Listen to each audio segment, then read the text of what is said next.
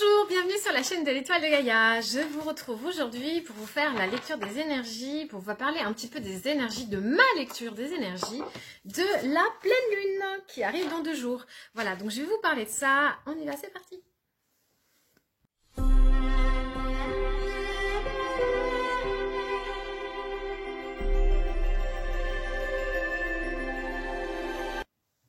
Alors, c'est parti pour la lecture des énergies. Donc, je vais vous dire, moi, ce que j'ai capté de cette pleine lune, qui est donc appelée la super... Non, elle est appelée la pleine lune rose.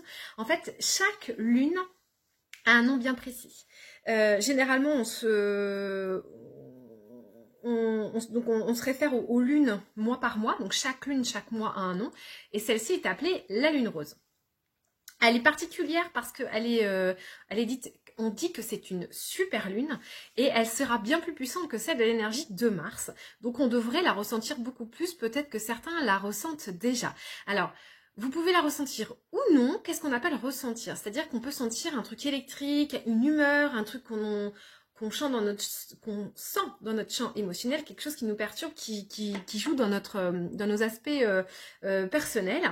En même temps, on est entre le portail du 4, qui avait des énergies très similaires à cette pleine lune, et puis cette pleine lune qui arrive le 8. Et derrière, on va avoir une énergie christique très très forte, montée en puissance.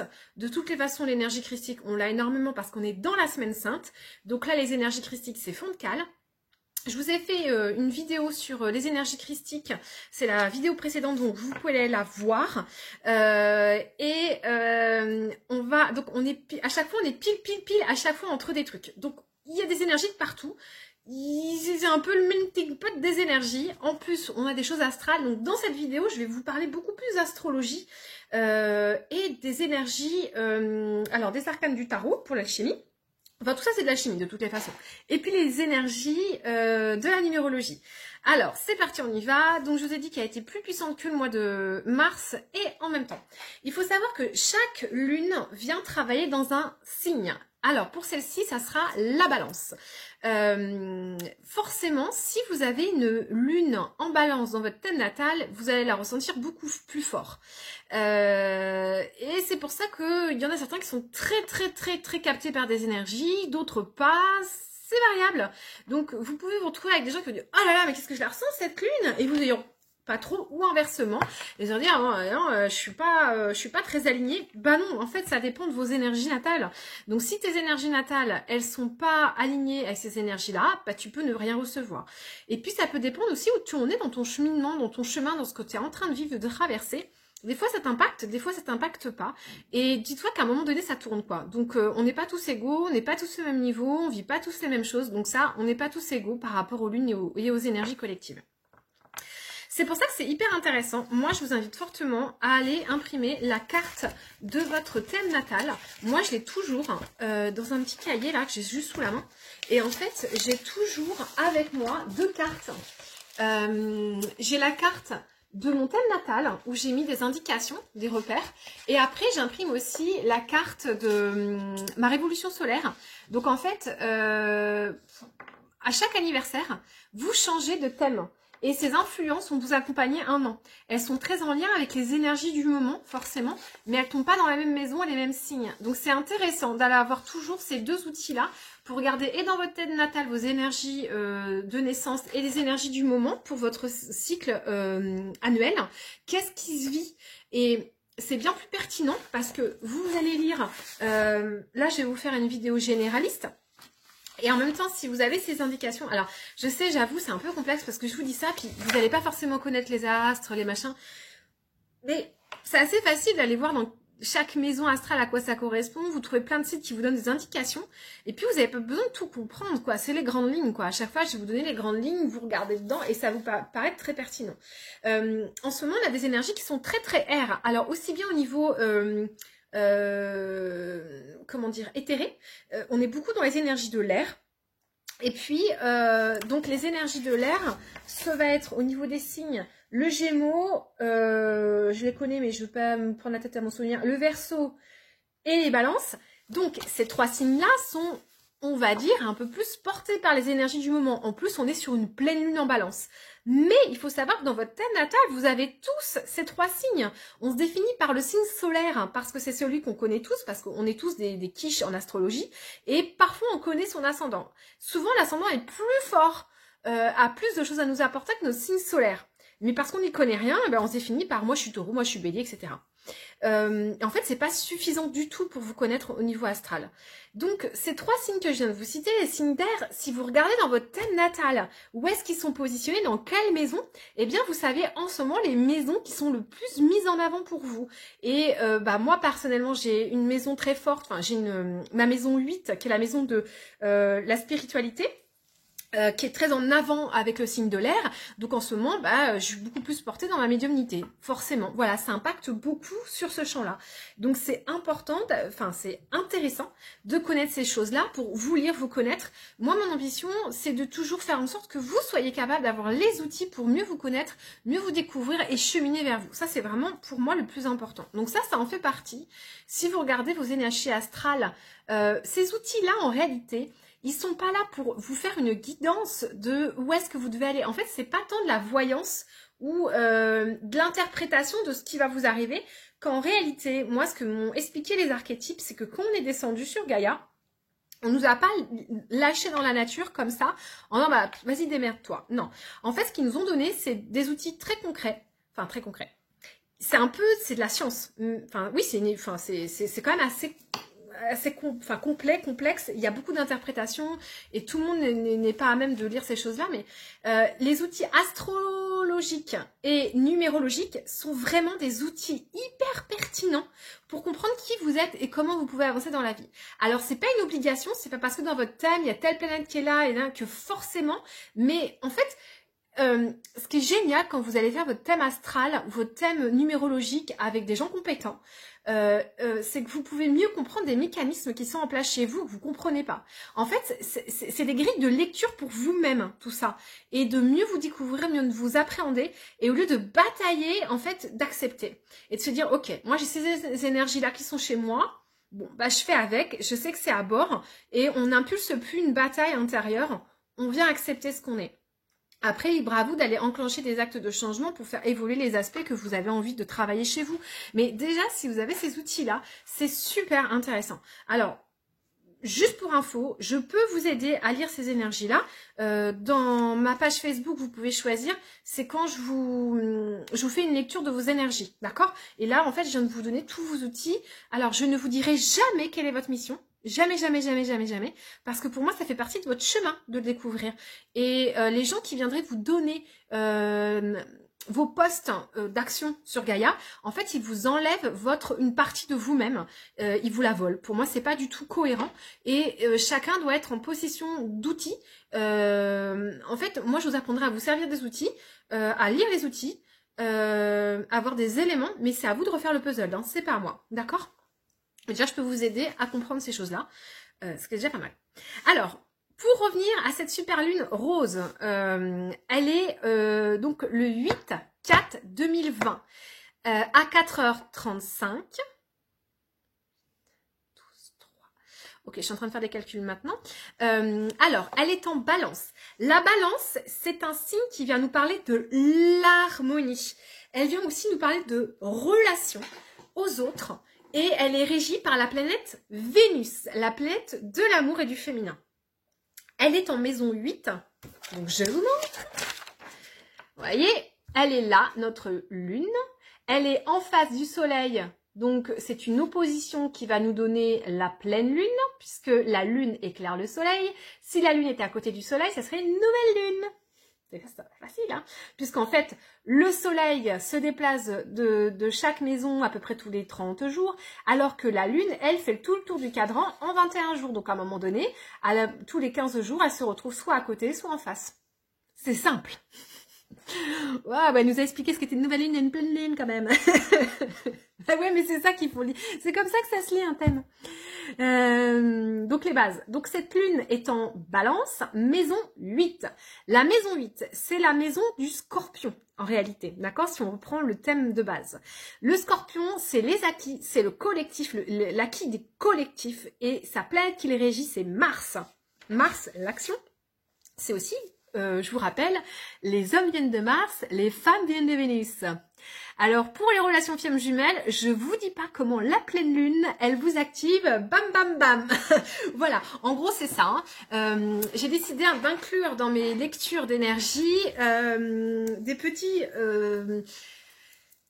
comment dire, je vais essayer de vous apporter du contenu en lien avec ce que vous pourriez vivre en tant que flamme jumelle, d'accord?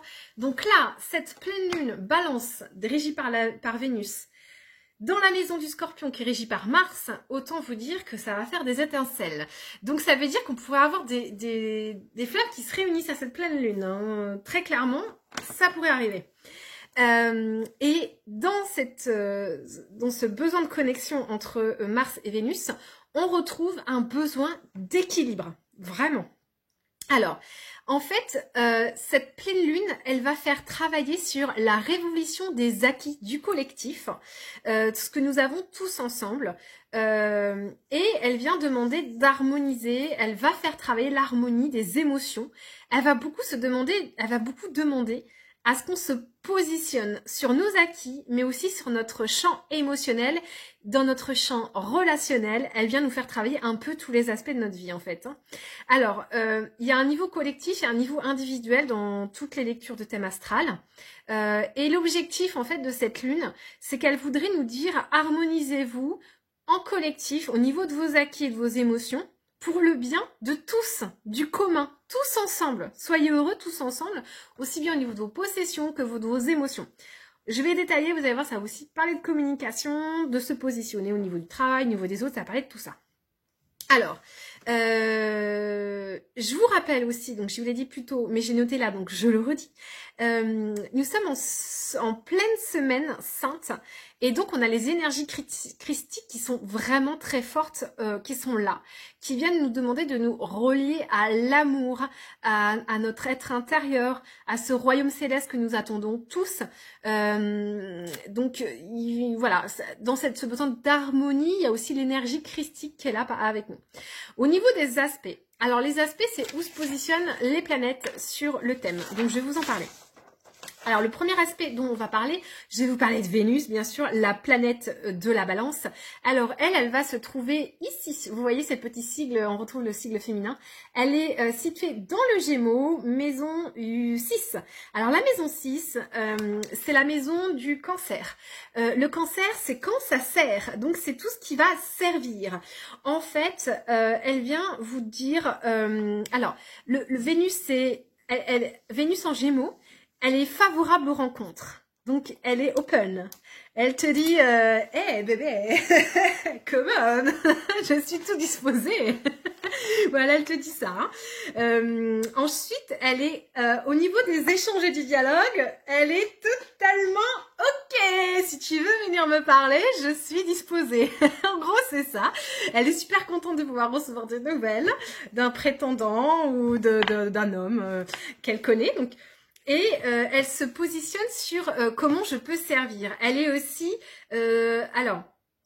Gémeaux, je vous ai dit tout à l'heure, c'est un des signes qui est porté en ce moment parce que c'est un signe d'air. Et la maison 6 et le cancer, c'est une énergie d'eau. Donc c'est plutôt dans le champ émotionnel. Donc ça veut dire qu'on pourrait se retrouver quand même avec des rencontres qui sont beaucoup dans le champ émotionnel. Le champ émotionnel peut être très très fort en ce moment. Donc voilà. Pour tomber amoureux, c'est un petit peu, voilà, c'est un peu le bon moment. Voilà, si vous avez envie de faire des rencontres, ou s'il y a des gens qui ont envie de faire des déclarations d'amour, j'ai envie de vous dire, les amis, c'est le moment. En gros, c'est ça. Donc voilà. Donc ça, c'était pour Vénus. On enchaîne avec le Soleil. Alors, le Soleil, où qu'il est? Alors, le Soleil, c'est important, il est là. Alors, le Soleil, c'est comment je passe à l'action, d'accord? Alors, comment je passe à l'action en ce moment? Il est dans le Bélier. Ah! Alors... Le Soleil en Bélier, alors il est plutôt bien à cette énergie-là et on est dans la maison 2. Donc c'est, en fait la maison 2, elle vient vous parler, donc là c'est le Taureau, c'est la maison du Taureau. Le Taureau, c'est, il est dans la matière et en ce moment les énergies christiques, elles nous demandent beaucoup ça. Elles nous demandent de faire redescendre nos émotions, nos états émotionnels et amoureux dans la matière. Donc c'est Parfait, avec ce petit soleil en bélier. Et ça vient nous parler de ce que l'on possède. Alors, aussi bien au niveau de l'argent, mais que de l'acquisition. Donc, c'est plutôt des acquisitions personnelles. Donc, ce que vous avez sur votre compte en banque, ce qui est à vous, vraiment à vous, à moi, quoi. Tout à l'heure, je vous ai parlé des acquisitions, mais qui étaient plus collectives, ce qu'on a dans le collectif. Très clairement, tout à l'heure, je vais vous parler que les acquisitions du collectif sont vraiment mises en danger. Et là, on vous dit soleil en bélier, ça vient te dire, si tu veux commencer, débuter quelque chose, si tu as un élan, une action, une initiative à faire par rapport à une façon de gagner de l'argent, mais c'est totalement open bar, quoi. C'est vraiment le moment de sentir en toi intuitivement ce que tu pourrais commencer pour avoir de l'argent, peut-être une nouvelle façon d'avoir de l'argent, une nouvelle façon d'avoir des acquis. C'est tout simplement au niveau individuel. À un moment, tu peux te dire, voilà, je sens que je vais lancer quelque chose, je sens qu'il y a une ouverture, il y a quelque chose qui se crée, et moi, j'ai envie d'aller vers ça. C'est totalement les bonnes énergies si tu as envie de te mettre dans cet élan-là, donc fonce. Donc déjà, ça c'est bien. Ensuite, on va aller sur Neptune. Alors, Neptune, elle est ici. Je voulais entourer celle-ci. Alors, Neptune, vous voyez, c'est le fameux trident bleu. Elle est en maison 1, la maison 1, et ce sigle-là, c'est le poisson. Neptune en poisson, elle se régale, c'est-à-dire qu'elle est en maison. Elle est au bon endroit, c'est sa maison, elle se sent totalement épanouie. Alors, je vais vous parler de Neptune et du poisson. Neptune, c'est alors son aspect négatif qui est quand même assez important, il faut en prendre conscience, c'est qu'elle est dans les illusions. Quelqu'un qui est neptunien, il n'a pas les pieds sur terre, il n'est pas connecté à l'énergie d'ancrage, etc. Il est beaucoup dans la rêverie, les illusions, les planètes, les étoiles, etc. Elle amène un déséquilibre à cette planète, elle amène une insécurité et elle est beaucoup dans l'irrationnel. Voilà, dans un champ d'utopie, de choses que je fantasme. Voilà, c'est beaucoup les fantasmes. Alors, oui, bon. Son aspect plus positif. Elle te parle de tes intuitions. Elle te parle de ce que tu peux projeter. Donc, fantasmer dans du positif. Attention, tu peux aussi fantasmer dans du négatif. Hein. Et loi d'attraction, vibration, te ramènera ce négatif. Et elle te parle aussi de tes rêves. Donc, ces fameux fantasmes et de ce que tout ce que tu peux imaginer réaliser. Alors, elle est en maison 1, ici en ce moment, dans le signe du poisson, elle vient activer fortement et possiblement, il pourrait y avoir une augmentation de ton champ des rêves. Tu pourrais te mettre à rêver beaucoup plus que d'habitude en ce moment, ça serait complètement cohérent.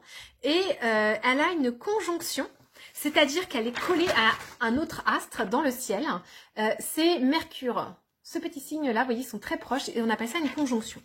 Alors, cette conjonction Mercure, elle vient te dire comment je peux communiquer avec moi-même.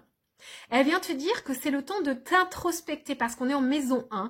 La maison 1, c'est qui je suis. Ah, qui je suis, la question qui tue. Mais qui suis-je? Mais qui suis-je? La question que j'adore poser aux gens, mais qui es-tu? Et alors là, c'est vraiment le moment idéal, vous qui êtes chez vous. Je sais pas ce que vous faites de vos journées, ou si vous bossez ou pas, mais en ce moment, ce Neptune maison 1, poisson, avec conjonction Mercure en termes d'introspection pour savoir qui tu es, mais c'est l'idéal. Parce que ce Mercure, il vient te parler, il vient s'exprimer. Donc, c'est vraiment le bon moment pour aller se connecter à soi, à ses intuitions, à ses projections. Mais, du coup, ça peut soulever aussi du déni. En fait, vous pourriez être entre le déni de qui je suis ou au contraire aller vers la réalité de qui je suis à l'intérieur. Et c'est ce qu'elle vient vous faire proposer comme travail, cette planète. Moi, je trouve ça génial. C'est vraiment le bon moment quand on est en confinement de pouvoir faire ce travail. Et elle vient, c'est le moment d'aller sentir où est vos saboteurs intérieurs. Où est-ce que vous vous sabotez vous-même et du coup, ce saboteur, en fait, c'est votre ego. Hein. C'est tout ça. Alors, je vais pas partir dans ce champ-là parce que là, je pars dans le champ thérapeutique. Et je pourrais vous en parler des heures. Donc, je vais rester vraiment focus sur mes énergies astrales. Mais en gros, c'est vraiment un moment propice à l'introspection et à venir trouver les endroits où il y a du déni, les endroits où il y a des saboteurs intérieurs, tout ça. Et puis allez vous aimer, allez vous connecter, allez découvrir le je suis, l'être intérieur. Tout ça, c'est vraiment propice avec les énergies christiques et tout ça. Enfin, pour moi, c'est super. Je vais vous parler ensuite d'un carré Mars-Uranus. Alors, un carré, c'est quand deux planètes dans le thème sont séparées de 4 maisons. Alors, vous avez Mars qui est là, donc c'est le signe du masculin en rouge, ok, bout de crayon. Et vous avez, je vous ai dit Uranus. Uranus, c'est cette planète qui est ici en marron, d'accord? Alors, Uranus, elle est en maison 3 et dans le signe du taureau. Ouais. Alors, du coup, c'est une communication qui est très factuelle, terre à terre, matière, concrète. Ça dénonce des faits quand ça communique en maison, alors la maison 3. La maison 3, c'est la maison de la communication, de l'expression. C'est le Gémeaux en fait, hein, du lien aux autres. Ça parle de tout ça, cette maison 3. En taureau, elle est très matière, elle est aussi focusée beaucoup sur la santé. Et sur... oui, bon, je vais rester là. Alors, un carré, comme je viens de vous montrer, c'est une zone de tension. Ça veut dire que sur le thème, à cet endroit-là, Mars et Uranus, ils s'envoient des mauvaises énergies, quoi. C'est « Oh, je te vois là ». Et donc, ça se dispute un petit peu. Bon. Alors, Mars, c'est comment je passe à l'action. Lui, il est en maison 12. Donc, c'est la maison de hey, be cool, bien-être, tranquille ou bilou. C'est une maison qui dit comment je passe à l'action et il est en Verseau. Le Verseau, c'est le signe du collectif, du je pense à l'autre. Alors, du coup, tous ces amas-là qui se disputent, ça donne quoi? Ça donne des tensions dans le relationnel. En fait, ça donne un aspect de j'ai envie d'être rebelle et on pourrait avoir des zones d'agressivité. Du coup, si j'en reviens alors au collectif, et si je me ramène à la flamme jumelle, en gros, vous pourriez avoir des conversations qui soient un petit peu tendues du slip avec le jumeau, où vous sentez que vous atteignez des petites limites, où ça peut être un peu en friction, des petites tensions, voilà. Tension dans la relation, un petit peu d'agressivité, peut-être un peu d'un esprit rebelle. Eh bien, ça serait dû à ce carré Mars-Uranus qui s'agite en maison 3. Voilà. Mais il y a une très très bonne nouvelle, c'est qu'il y a un aspect positif. Donc, il y a un signe qui adoucit tout ça, c'est Mercure, dont je vous ai parlé précédemment. Et ce Mercure qui est situé entre les deux, tac, tac, tac, vous voyez, il y a Uranus, il y a Mars et il y a Mercure qui est là. Eh bien, ici, lui, il est favorable à cet aspect, c'est-à-dire qu'il a tendance à l'apaiser. Et qu'est-ce que c'est Mercure? C'est la communication, c'est comment je communique.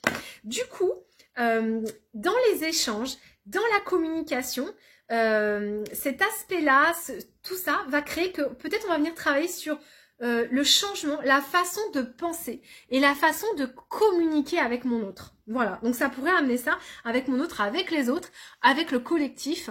Est-ce que par exemple, on communiquait beaucoup par SMS, on va se mettre à se communiquer en se téléphonant, par exemple, ça pourrait être ça. Dans la façon de communiquer, il pourrait y avoir un truc qui est dit et qui est compris, enfin, en disant, bah voilà, maintenant, quand tu me parles, j'ai besoin que tu me dises ça, etc. Enfin, ça peut changer dans plein d'aspects, hein, fond, forme. Donc tout ça, ça peut évoluer. Ça peut enclencher aussi des déclarations d'amour, des choses qu'on arrive enfin à dire. Ça peut libérer la parole. Ça peut aplanir des situations. Voilà, ça peut créer tout ça en fait, cet amas-là. Je vous rappelle hein, que c'est très positif, Mars et Vénus à se rencontrer là, avec tout ce que je vous ai dit avant. Et puis, il y a aussi Mars en bélier, qui peut donner une impulsion d'initiative. Hein. Donc, si vous avez des choses à vous dire entre jumeaux, c'est le bon moment. Ouais, c'est le bon moment. Allez-y, c'est tout ce que je peux vous dire. Attention, il peut y avoir des petites tensions, je viens de vous le dire. Mais c'est quand même le bon moment, ça serait bien accueilli. Et je pense que ça ne repartirait pas en clash. Voilà, donc c'est plutôt bien. On continue. Alors pourquoi non, je passe pas directement. Non, j'avais encore des trucs, des aspects à vous dire. Alors, on va parler de Mars en conjonction à Saturne. Alors, toujours dans la maison 12, en Verseau. ici, je vous l'ai entouré. Vous avez ici Saturne, ici Mars, qui se font un bisou en Capricorne dans la maison 12. D'accord? Alors, ce petit bisou, ça s'appelle une conjonction. Quand ils se font des bisous, les astres dans le ciel, en fonction de leur énergie, ça match ou ça marche pas. C'est-à-dire qu'il y a des mariages heureux, il y a des mariages un peu moins heureux. Ici, celui-ci, entre Mars et Saturne, ça vient vous dire qu'il faut agir. Alors, il vient nous dire agir dans le collectif. Il y a une réflexion sur comment servir ensemble l'humanité. Donc là, on est plus dans du collectif. Et en gros, c'est Saturne-Mars, donc c'est des énergies quand même assez fortes. Et ça vient nous dire, hey, stop le capitalisme. En gros, hein, on va peut-être changer les modes de travail. Donc, il y a quand même un gros stop à la façon dont on agit au niveau de l'humanité. Voilà, en gros, c'est ça. Il est là. C'est toujours bon de le savoir qu'il y a un gros stop. Un autre aspect dont je vais vous parler, c'est Pluton conjonction Jupiter. Alors, il est juste au-dessus. On a Pluton et Jupiter qui sont en Capricorne, ici maison 12 aussi. La même maison que l'aspect juste avant. Alors ici, alors c'était déjà le cas au portail. Et là, ça revient, ça ressort encore dans les aspects de la pleine lune. On vient vous dire, trouve ta place, trouve ton rôle. Enfin, on vient vous dire. C'est une énergie qui vient vous chahuter sur ça. Elle vient vous faire travailler sur trouver son rôle, trouver sa place dans le collectif. À quoi je sers ? Mais c'est pas délirant, je me levais tous les matins faire ce travail-là, mais en fait c'est un champ d'éveil. Pourquoi au niveau du portail ça vous l'a fait, ou bah, peut-être que, enfin je parle en général, mais si vous n'étiez pas encore éveillé, ça peut être un moment où vous étiez wow, mais c'est quoi cette vie que j'ai qui rime à rien quoi. Et pour les autres, eh bien c'est peut-être un accélérateur, vous êtes déjà en éveil et vous vous dites non mais ça va quoi, c'est bon, j'ai compris la leçon, j'ai compris que j'ai essayé, hein, mais non, c'est pas pour moi. Je suis un être de lumière. J'ai besoin de me réaliser dans la lumière. Stop, j'arrête ça. Et je vous rappelle juste l'aspect avant, Mars conjonction Saturne, qui vous dit stop le capitalisme. Donc tout le système, en fait, toute la mondialisation, toute la façon dont l'humanité fonctionne. Donc métro, boulot, dodo, travailler pour un patron, aller travailler du lundi au vendredi, de 7h à 8h, enfin voilà. Donc tout ça, ça vient se remettre un petit peu en cause. Et Pluton conjonction Jupiter remet un couvercle dessus dans la maison 12, qui est la dernière maison, qui parle de comment je sers. C'est la maison du poisson, c'est un signe qui est extrêmement fluide, ça doit être facile en fait. Et c'est aussi beaucoup le champ des émotions, comment je veux me réaliser quoi, comment je me réalise dans cette humanité. Je vais pas rester toute ma vie à travailler pour ce patron. Voilà, en gros c'est ça. Ça va vous parler de votre façon dont vous vous activez au niveau du travail, au niveau de vos valeurs personnelles et au niveau du service. Hein, comment je me rends utile dans l'humanité et comment je me rends utile pour moi-même. C'est une influence très très forte ce Pluton conjonction Jupiter et cette influence très puissante en fait elle détermine votre réussite. Elle a vraiment valeur. Pluton Jupiter c'est une planète qui met une loupe en fait sur le thème astral, c'est comme s'il y avait une loupe à cet endroit qui regarde ici. Et Pluton c'est la planète de la transformation. Donc, en fait, ça vient vous dire, transformez-vous, quoi. Transformez-vous, c'est l'action est mise sur ça. Et du coup, c'est déterminant. Ça peut déterminer la réussite parce que si tu vibres très fort, je veux me transformer, eh bien, les aspects sont super positifs et t'y aident. Par contre, si tu t'es plus dans une phase de lose et tu dis, ouais, j'y arriverai pas, bah, ça peut aller dans ce sens-là aussi. Donc, à toi de déterminer comment tu veux travailler ces énergies et ce que tu vas vibrer, émaner et penser de toi va fortement impacter la tendance derrière. Ok. Alors, il y a quand même deux petits trucs qu'il faut prendre en compte avec cette conjonction Pluton-Jupiter. C'est que d'une part, on est avec un carré ici, bim, avec la Lune. Donc je vous l'ai dit tout à l'heure, avec Uranus-Mars, un carré, c'est on se regarde de travers, on s'aime pas trop. Et bien là, on se le prend en pleine poire avec Pluton-Jupiter en carré avec la Lune. Donc ça veut dire que c'est un aspect de tension. Et cette tension, ça peut vouloir dire attention, jetez à l'œil. Alors, il va pas durer longtemps. Il va pas durer longtemps parce que la Lune, elle va bouger. Donc le carré va pas rester. Mais du coup, si pendant la phase de Lune, là, 3 jours avant, 3 jours après, vous ressentez ça, ça peut venir de ça, ok? En revanche, vous avez Mercure qui est là, petit Mercure. Alors lui, il bouge aussi. assez vite, mais moins vite que la Lune quand même. Et lui, il a un aspect positif. Il a un aspect positif par rapport à cette conjonction. Et alors, il est en sextile. Mercure, il est en sextile, ce qui est un bon aspect. Autant le carré, il fout le foin, autant le sextile, il vient dire « Eh, cool, les énergies, go, go, go !» Vas-y, il impulse, il aide, il soutient. Donc, ce sextile, lui, son rôle, c'est de venir dire « Pensez positif, viens rechercher la vérité au fond de toi et aie confiance en ton intuition. » Voilà ce qu'il amène. Alors, autant la Lune, elle peut vous déstabiliser pendant la période de lunaison, elle peut vous déstabiliser par rapport à cet aspect, autant le Mercure vient vraiment vous soutenir, aller chercher à l'intérieur de vous. Donc, voilà, sentez si vous êtes en dualité à l'intérieur, ça pourrait s'expliquer par ces aspects-là, ok ? Donc je vous invite fortement à l'associer à la loi de la vibration ou loi de l'attraction. Vous trouverez plein de vidéos y compris sur ma chaîne concernant ça, parce que ce que vous allez émaner, forcément vous allez l'attirer. À vous de vous débrouiller. On va parler de la numérologie. Allez, c'est parti. Au niveau numéraire, c'est hyper intéressant cette lune. C'est un des aspects qui m'a poussé à faire la vidéo, parce que je vous fais pas des vidéos des énergies des lunes tous les 15 jours. Alors, on est sur un nouveau portail énergétique. On est sur l'énergie du 8-8. Alors, le 8-8, c'est la justice.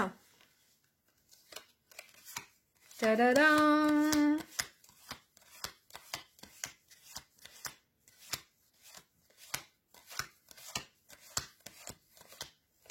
Je n'ai pas la carte de la justice. Celle-là, je vous l'avais préparée. Alors, je repasse. Peut-être que j'ai passé trop vite. Si, elle est là. La justice. Là, voilà. La justice, elle porte une balance dans les mains. Vous vous souvenez qu'on a en lune balance? Eh ouais. Donc, elle nous dit, ce portail et cette énergie du 8 vient nous dire trouver l'équilibre et la balance. Le bon équilibre. D'accord? Donc ça, on vient déjà de le voir, donc je ne vais pas vous en parler trop. Le 8 et le 8. Alors, le chiffre 8, je vais peut-être commencer par ça. Alors, le chiffre 8, en fait, il vous parle d'une reliance entre le haut et le bas. Je vous explique. J'aurais dû vous le préparer avant, c'est pas grave, je vais vous le faire maintenant. Alors, beaucoup parleront du lemniscate. Moi, en termes d'astro... Oula! En termes d'astrologie, en termes d'alchimie, ce qui m'a été enseigné dans le code source, que je vous donnerai bientôt, c'est que le 8, il ressemble à ça. Alors, attends, il n'est pas complet. Le 8, c'est ça, au niveau alchimique. Alors, pourquoi? Parce qu'en fait, beaucoup pensent au lemniscate, avec le 8, l'infini. En fait, pas du tout. Au niveau alchimique, j'entends. Au niveau alchimique, vous avez en fait ce sigle qui est en fait chacun représente un soleil. Vous avez le soleil central galactique et le soleil central Gaïa. Et le trait au milieu représente la matière, là où nous sommes, notre champ d'action. Ok? Donc, tout ce qui est en haut est comme tout ce qui est en bas. Donc, on vient nous demander, dans ce portail, d'avoir une reliance entre le haut et le bas. On nous demande une syntonisation corps, âme, esprit. Et il y a un retour au divin, au centre, au cœur. Donc, venir syntoniser, faire un trait entre le haut et le bas, au centre, ici, sur la matière Gaïa. C'est aussi une fusion des énergies du haut et du bas. Alors, il y a fusion énergie féminin-masculin qui est l'étape d'avant dans le code source. C'est la 7e étape. Et là, l'étape 8, on vient syntoniser, on vient fusionner. Parce que l'étape 8, c'est vraiment l'étape de la fusion. On fusionne les énergies. Et là, c'est ce qu'on vient vous demander, enfin, c'est ce qu'on nous propose sur ce portail du 8, de venir fusionner. D'accord? Alors, je suis en train de réfléchir que du coup, 8 et 8, 16, 1 et 6, 7. Donc, on fusionne aussi les énergies masculin-féminin, mais je ne vais pas vous en parler. Je vous ferai un jour, enfin, je vous expliquerai tout ça en détail. Et en gros, on vient nous demander de nous fusionner toutes nos parts, quoi. On vient vraiment fusionner à l'intérieur.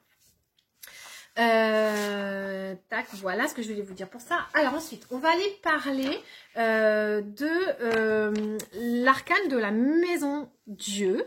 La voilà.